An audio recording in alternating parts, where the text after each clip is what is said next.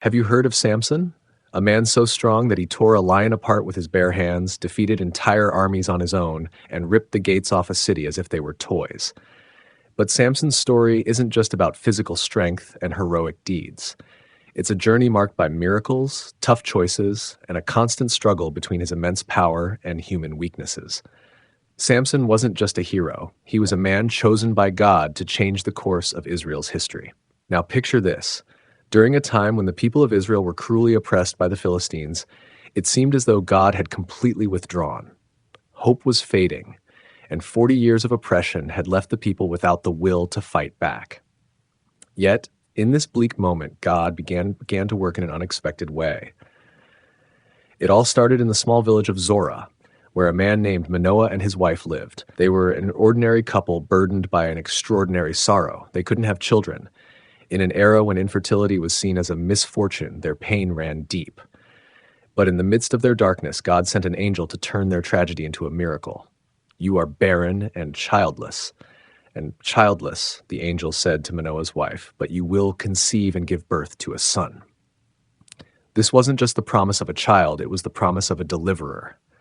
This boy would be a Nazirite, consecrated to God from birth. The angel went on to explain that the child must not drink wine, cut his hair, or touch anything unclean. Each of these restrictions would symbolize his separation to fulfill God's divine purpose of delivering Israel from the Philistines. The news was as astonishing as it was overwhelming. When Manoah heard about it, his response wasn't doubt, but devotion. He prayed earnestly, "Lord, teach us how to raise this boy to fulfill what you desire." God heard his plea and sent the angel again, this time appearing to both Manoah and his wife. Awestruck, they offered the angel hospitality, but he instructed them to make a sacrifice to God instead. What happened next left Manoah and his wife in complete awe. As the sacrifice burned on the altar, the angel ascended in the flames, disappearing into the heavens before their eyes. They fell face down on the ground, realizing they had been in the presence of the divine. "We have seen God," Manoah exclaimed in fear. But his wife, calm and faithful, reassured him. If God intended to kill us, he wouldn't have shown us all this or accepted our sacrifice. Not long after, the promise was fulfilled. A boy was born, and they named him Samson, meaning like the sun. From the beginning, the Spirit of God stirred within him, preparing him for his mission. But with this promise came a great responsibility. Samson was to be a deliverer, bearing the hope of an entire nation. He wasn't just a boy, he was God's answer to a people crying out for freedom. This story isn't just about a strong man, it's about how God works through the most unlikely circumstances to fulfill his plans. Even when everything seems lost, God is working behind the scenes, paving the way for something extraordinary. Samson isn't just a character, he's a reminder that God can use anyone and any situation to bring about redemption. Samson's journey was just beginning, already filled with mystery, miracles, and the promise of something far greater. Stay with us as we explore the life of one of the Bible's most intriguing and complex figures. As Samson grew, it became clear he was different. It wasn't just his extraordinary strength, but the way the Spirit of God seemed to guide him. From a young age, Samson showed remarkable potential, and those around him began to sense he wasn't an ordinary person. He wasn't just a healthy, energetic boy. There was a divine presence about him that set him apart. Samson's life was shaped by the rules of the Nazirite vow, a special covenant with God that dictated how he was to live. He was never to cut his hair, drink alcohol, or touch anything unclean. These restrictions weren't merely symbolic, they were constant reminders of his consecration to God's purpose. Yet, like any human being, Samson began to feel the weight of these rules and at times questioned them in his heart. The first public display of his strength happened in an unexpected way. One day, as he was walking toward the town of Timnah, a young lion suddenly roared and charged at him. Most people would have run away or frozen in fear, but not Samson. With no weapon in hand, he faced the animal with incredible courage. The Spirit of the Lord came powerfully upon him, and Samson tore the lion apart with his bare hands as though it were a piece of cloth. This wasn't just an act of physical strength. It was a demonstration of God's power working through him. What's even more remarkable is that Samson told no one about the event, not even his parents. For Samson, this moment was deeply personal, a private sign that God was with him. Later, on his return to Timnah, Samson passed by the carcass of the lion and noticed something unusual. Bees had built a hive inside, and the lion's body was filled with honey. Driven by curiosity and hunger, Samson scooped out some honey and ate it, sharing some with his parents but not revealing its source. While this act seemed harmless, it revealed something deeper. Samson was beginning to break the rules of his vow. Touching a dead body was a direct violation of the Nazirite law, but Samson ignored the consequences, believing his strength made him invincible. This attitude marked the beginning of a dangerous pattern in his life. Though chosen by God, Samson often gave in to his impulses. His strength was unparalleled, but he was still human, subject to the same temptations and weaknesses we all face. He began to rely more on his own abilities than on the sanctity of his vow, something that would eventually have serious consequences. The honey incident wasn't just a moment of indulgence, it reflected an internal struggle. Samson was torn between fulfilling the purpose for which he was chosen and giving in to his immediate desires. This conflict would follow him throughout his life, fueling both his greatest victories and his most painful defeats. The episode with the honey was not merely a moment of indulgence. It was a reflection of an internal struggle. Samson was caught between fulfilling the purpose for which he was chosen and yielding to the immediate desires of his flesh. This conflict would accompany him throughout his life, becoming the source of his greatest victories but also his most painful defeats. Samson's journey to Timnah had a specific goal.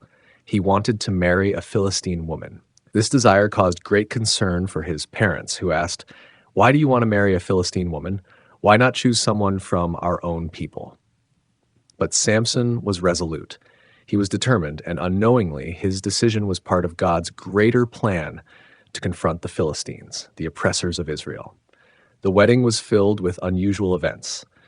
During the celebration, Samson posed a riddle to the Philistines, something that seemed harmless but carried a sharp challenge. Out of the eater came something to eat. Out of the strong came something sweet. The riddle referred to Samson's encounter with the lion and the honey, a secret known only to him. He wagered that they wouldn't be able to solve the mystery, offering 30 fine garments as the prize. However, tensions rose when the Philistines pressured Samson's bride to discover the answer. Threatened, she gave in and revealed the secret, betraying Samson's trust. When the Philistines solved the riddle, Samson immediately understood what had happened.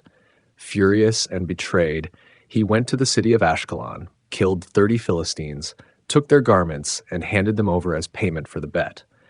This act wasn't just a response to betrayal. It marked the beginning of a cycle of vengeance that would define Samson's relationship with the Philistines. But the problems didn't end there. Upon returning, Samson discovered that his bride had been given to another man, further fueling his anger. Determined to take revenge, he devised a plan the Philistines would never forget. He captured 300 foxes, tied their tails together in pairs, attached burning torches to them, and released them into the Philistine fields. The flames spread quickly, destroying crops, vineyards, and olive groves, causing incalculable damage. The Philistines retaliated brutally, killing Samson's wife and her father.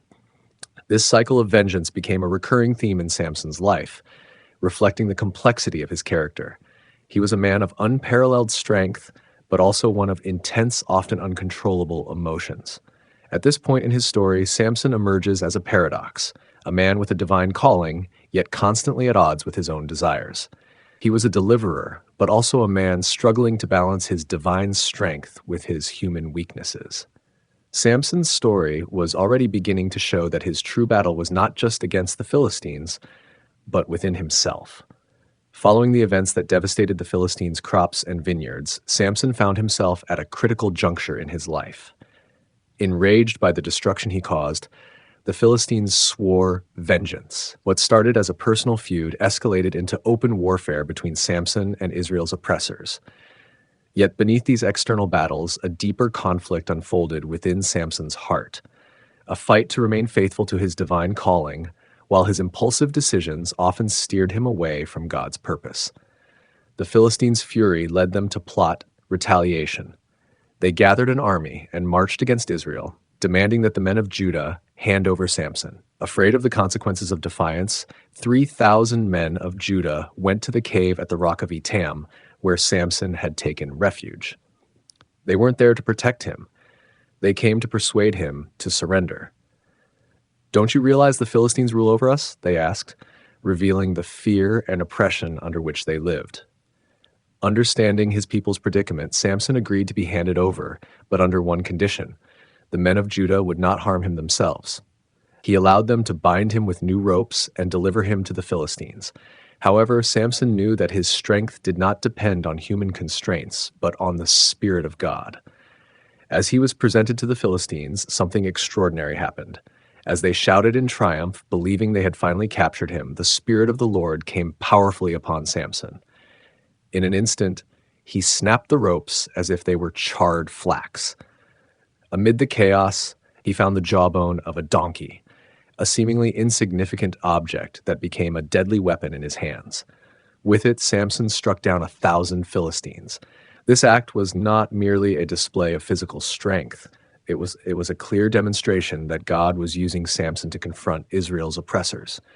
Yet after the victory, Samson, exhausted and parched, cried out to God, "You have given your servant this great victory. Must I now die of thirst and fall into the hands of the uncircumcised?" This moment revealed a more vulnerable side of Samson, showing that despite his extraordinary strength, he was entirely dependent on God for his survival. God responded miraculously. A hollow place in Lehi split open, and water flowed from it, reviving Samson. This act was not just physical sustenance. It was a reminder that even in his weakest moments, God was present, sustaining him and reaffirming his purpose. Samson became a judge of Israel for 20 years, a period marked by his heroic deeds and constant clashes with the Philistines. He was both an inspiration to his people and a source of fear and frustration for their enemies. However, his role as a leader was far from content. He wasn't a military strategist or ruler who promoted peace. He was a lone warrior driven by a mix of divine zeal and personal impulses. Samson's unpredictability made him an enigmatic figure. His attacks on the Philistines didn't follow elaborate plans. They were spontaneous reactions to provocations or instances of injustice. While this approach effectively inflicted damage on Israel's enemies, it also highlighted the constant tension between his divine calling and his human nature. But even during his leadership, Samson's weaknesses became more evident. He was impulsive, often driven by his emotions and desires. His immense strength made him feel invincible, but his lack of spiritual discipline placed him in dangerous situations. This would become even clearer in his next great battle, the struggle against his own temptations. Samson's journey so far revealed both his strengths and weaknesses. He was a man chosen by God to lead his people, yet his human impulses frequently led him astray. With each victory, it was evident that God was with him, but with each mistake, it became clear that Samson had yet to fully grasp the greater purpose for which he had been called. As Samson moved forward in his life, his impulsive decisions and reluctance to fully embrace his divine calling endangered not only his life, but also the fate of his people. Yet, even in the face of his failures, God continued to work through him, demonstrating that redemption and divine purpose can be found even in the most turbulent stories. What lay ahead would test not only Samson's physical strength, but also his ability to resist the forces seeking to destroy him from within. Unbeknownst to him, his greatest victories and most devastating failures were still to come. As Samson solidified his reputation as a judge of Israel, his name became synonymous with invincible strength and resistance against the Philistines. But alongside his epic victories, a shadow began to loom over his story: his impulsive choices and constant flirtation with danger. Though divinely chosen and blessed with superhuman strength, Samson faced a silent enemy that often came from within: his own weaknesses. Samson's relationship with the Philistines was marked by both confrontation and fascination. He seemed unable to stay away from those who oppressed him and his people.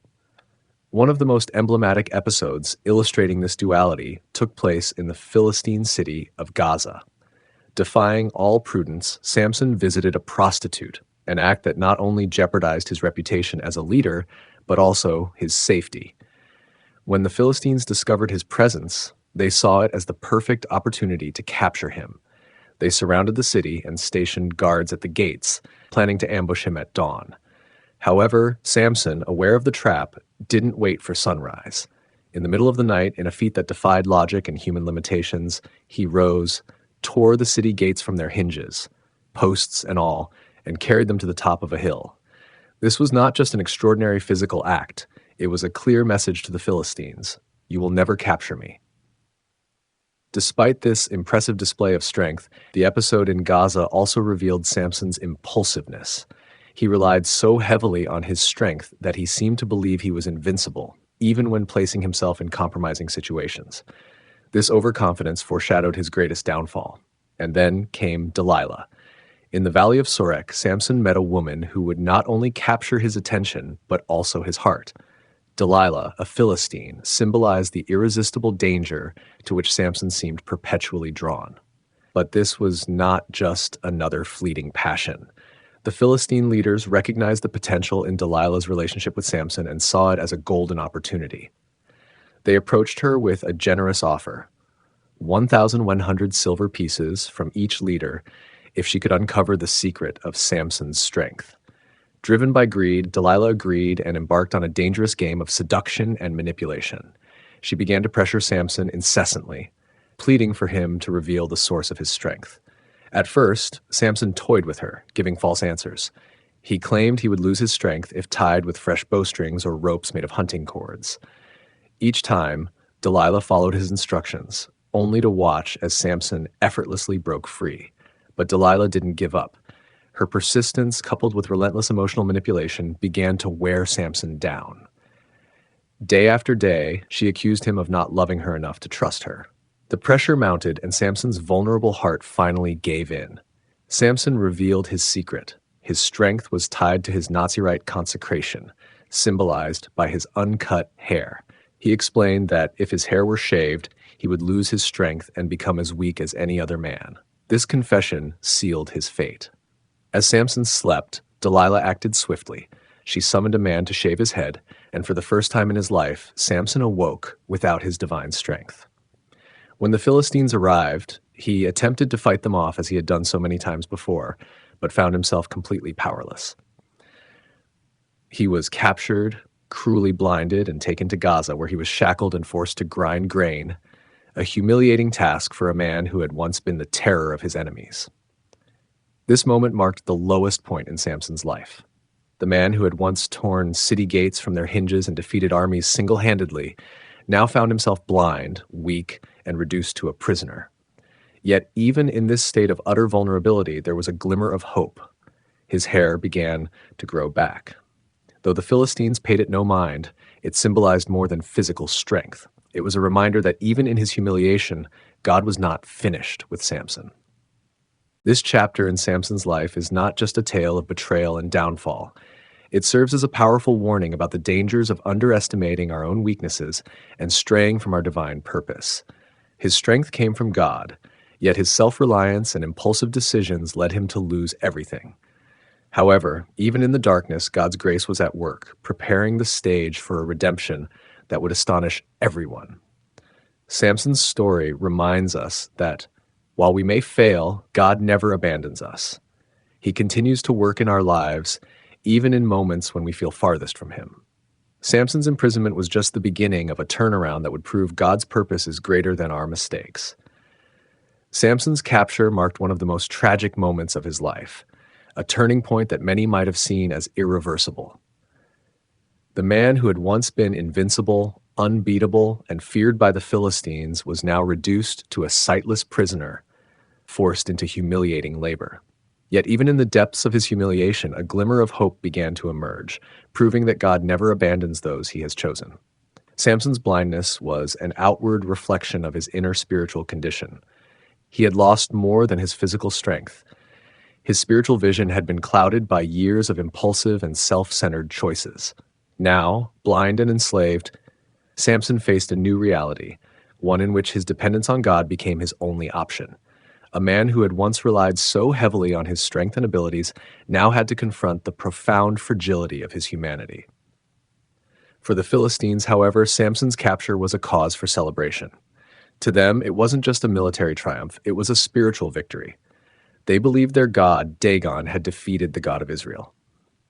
This interpretation added insult to injury, turning Samson's defeat into an opportunity for mockery and revelry.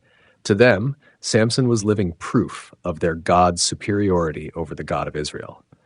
As Samson toiled at the grinding mill, a task reserved for slaves and prisoners, his hair began to grow back. This seemingly insignificant detail went unnoticed by his captors, but symbolized something far greater. It wasn't just Samson's hair being restored, it was his relationship with God.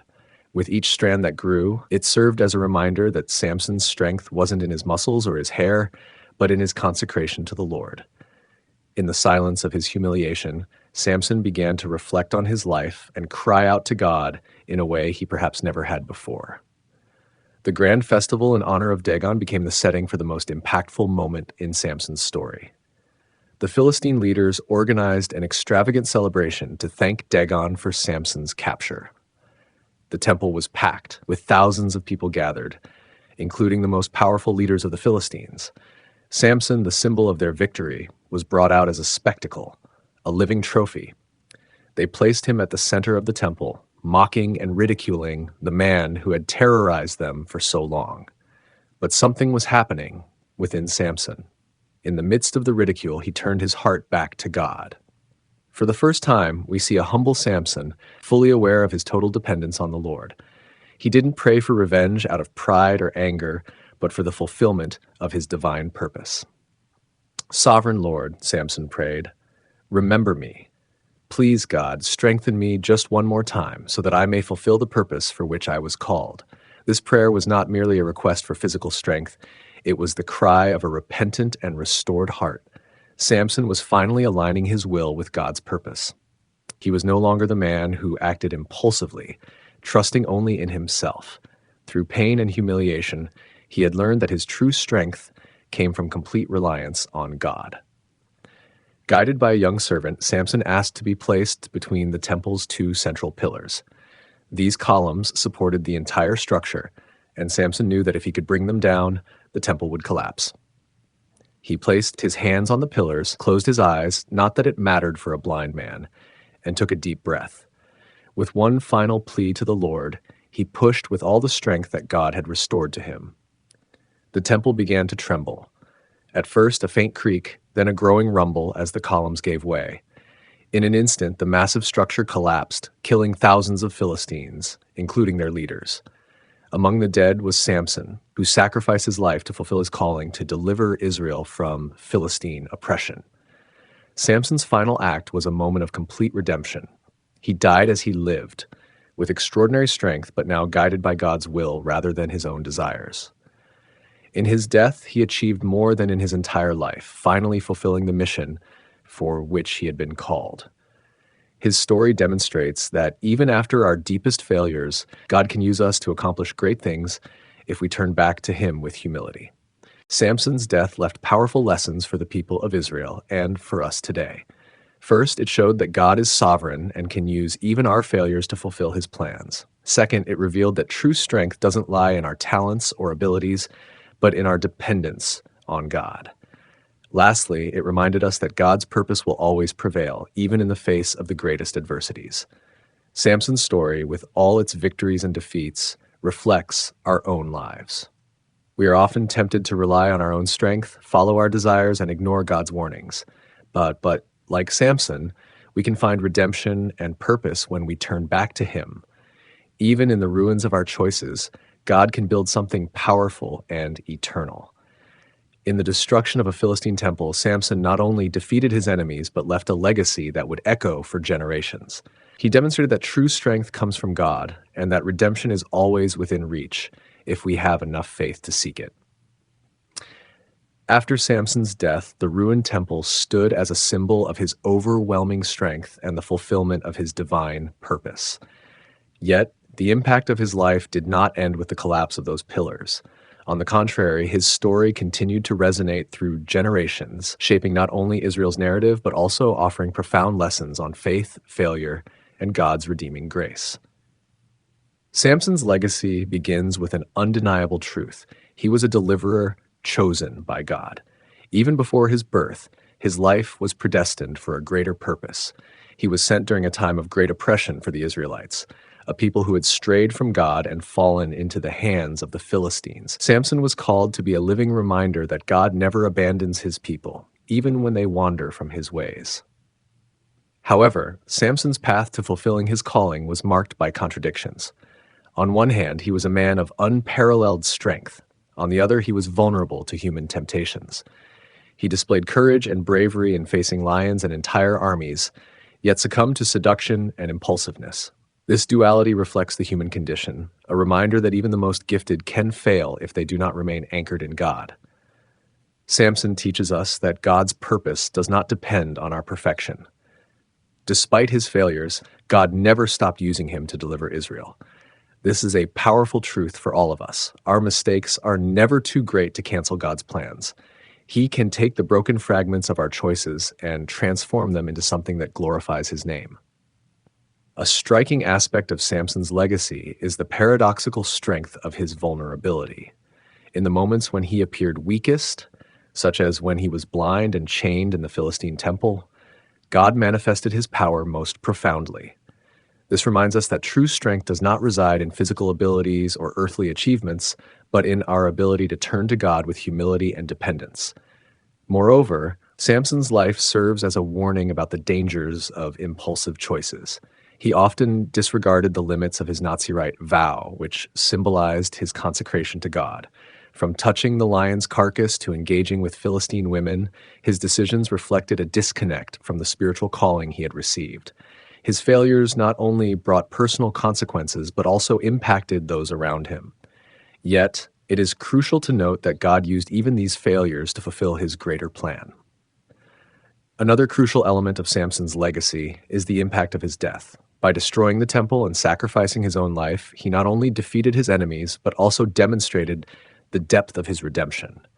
And it was an act that symbolized his ultimate surrender to God, showing that even in the end, he understood that his strength and purpose came from the Lord.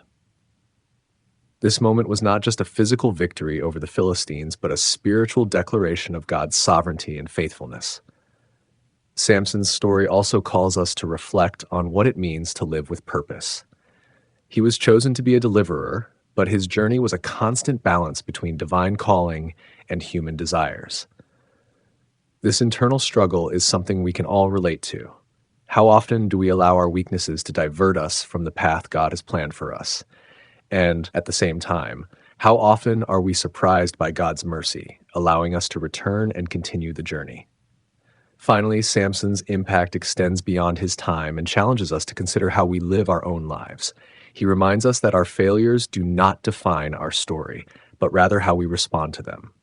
Even in his worst defeat, Samson was never abandoned by God. This is a message of hope for all of us. No matter how far we may seem to have fallen, there is always a chance for redemption when we sincerely turn back to God. In his final sacrifice, Samson pointed to a greater truth. Real strength comes from faith. He did not prevail through physical might, but through the strength of his renewed trust in God. His death was a testimony that God can use even our darkest moments to accomplish his purposes. This is a lesson that transcends time, showing that even our struggles and defeats can become platforms for God's glory. Thus, Samson's story is not just about a strong man, but about an even stronger God who is capable of redeeming, using, and transforming even the most flawed among us. His legacy challenges us to trust in this God, knowing that he never abandons us and is always working in our lives to shape us for something greater. Samson's vulnerability became painfully evident in his relationship with Delilah, a woman whose influence on his life proved as powerful as it was destructive. Delilah was not just an ordinary woman. She was part of a carefully orchestrated plan by the Philistine leaders to neutralize the threat Samson posed. They offered her a substantial sum of silver to uncover the secret of his strength. Motivated by greed, Delilah embarked on a manipulative game that would expose the frailty of Israel's strongest man. Samson's relationship with Delilah was built on a foundation of deception and emotional fragility. Using seduction and relentless persistence, Delilah chipped away at Samson's defenses. Day after day, she pressed him to reveal the secret of his strength. At first, Samson mocked her, fabricating lies that led to failed attempts to subdue him. But under the emotional weight of her continuous manipulation, Samson eventually gave in and disclosed the truth. His strength was tied to his Nazirite vow, symbolized by his uncut hair. By sharing this secret, Samson not only broke his covenant with God, but also paved the way for his greatest humiliation. As he slept, Delilah cut his long locks and handed him over to the Philistines. When Samson awoke, he was unaware that the Lord had departed from him. He tried to resist his captors, as he had many times before, but to his shock, he found himself powerless. The Philistines captured him and cruelly gouged out his eyes, a symbolic act that mirrored Samson's spiritual blindness throughout his life. He was taken to Gaza, where he was chained and forced to grind grain, a task of utter humiliation, reserved for the weakest of prisoners. For a man who had once been the embodiment of strength, this was the lowest point he could reach. Yet, even in the darkness of his cell, something began to change. Samson's hair started to grow back, symbolizing more than just the return of his physical strength. It represented a new opportunity, a chance for redemption. Though deprived of his sight and power, Samson began to realize that his true strength had never been in his muscles, but in his relationship with God. This spiritual renewal prepared him for what would become the defining moment of his life. The Philistines, in their arrogance, decided to host a grand festival in honor of their god, Dagon, to celebrate Samson's capture. The event took place in a massive temple packed with thousands of people, including the Philistine leaders and societal elites. Samson was brought out of his prison to be publicly humiliated. The Philistines wanted to showcase their supposed triumph over the once feared champion of Israel. But Samson, even in his weakened state, knew that he still had a role to play. He asked the young servant leading him to place him between the two central pillars of the temple, the one supporting the entire structure. There, amidst the jeers and ridicule, he did something he hadn't done since his youth. He called on God. "Sovereign Lord," he prayed, "remember me. Strengthen me just once more, so that I may with one blow take vengeance on the Philistines for my eyes." This prayer was more than a request for physical strength. It was a cry of repentance and dependence on God. It was an acknowledgement that despite all his failures and mistakes, he still trusted in the redemptive power of the Lord. God heard his prayer, and in one final act of divine strength, Samson pushed against the pillars with all his might. The temple began to tremble. At first, there was a faint creak, then a growing roar as the columns gave way. In an instant, the grand structure collapsed, killing thousands of Philistines, including their leaders, and taking Samson's life as well. This moment was not just the culmination of his mission, it was the greatest victory of his life. In his death, Samson accomplished more than he had during his lifetime, delivering Israel from its oppressors and fulfilling the purpose for which he had been chosen. He proved that even in our lowest moments, God can use our lives to achieve something extraordinary. Samson's life serves as a powerful reminder that our mistakes do not define our story. God does not measure us by our failures, but by our potential for redemption. Despite his imperfections, Samson was used by God to show that even the most broken individuals can become instruments of deliverance and grace. His final sacrifice was not just an act of physical strength, but a testament to restored faith and fulfilled purpose. The climax of Samson's story, marked by his sacrificial act, reveals the true essence of his divine mission. When Samson, blind and humiliated, was brought into the temple of Dagon, it seemed as though his story had come to an end. Yet, that dark moment was transformed into one of the most profound testimonies of faith and redemption in the Bible. Samson had lost everything: his physical strength, his freedom, his sight, and seemingly his connection with God. He had been reduced to a state of complete vulnerability, working as a slave and paraded as a trophy by his lifelong enemies. Yet, even in his utter humiliation, something began to change. While working at the grinding mill in the prison, his hair began to grow, a subtle yet powerful sign that God was still present in his life, preparing him for one final moment of redemption. When the Philistines gathered to celebrate their god, Dagon, they brought Samson to the temple as a symbol of their victory. The scene was grand. The temple was filled with Philistine leaders, nobles, and spectators, numbering in the thousands. They mocked Samson, ridiculing the man who had once been the greatest terror to their people. What they didn't realize was that Samson's strength didn't come from his muscles alone, but from his faith in God, a faith that, in his moment of greatest weakness, was being renewed. Samson's prayer at that moment was profound and deeply meaningful. He asked a young servant to guide him to the temple's central pillars, the ones supporting the entire structure. Leaning against them, Samson lifted his voice in prayer, one of the most sincere of his life. He said, "Sovereign Lord, remember me. Please strengthen me just once more, so that I may take vengeance on the Philistines for my 2 eyes." This was not merely a plea for revenge, but an acknowledgement of his total dependence on God, something he had neglected for much of his life. With a strength he hadn't felt in a long time, Samson pushed against the pillars with all his might. The entire temple began to tremble, and within moments, it collapsed, crushing everyone inside, including the Philistine leaders and Samson himself. In that final act, Samson not only avenged his personal humiliation, but also fulfilled his divine calling to weaken the Philistine rule over Israel. In his death, he killed more Philistines than he had during his entire life. This climactic moment in Samson's story is one of the most powerful and paradoxical in the Bible.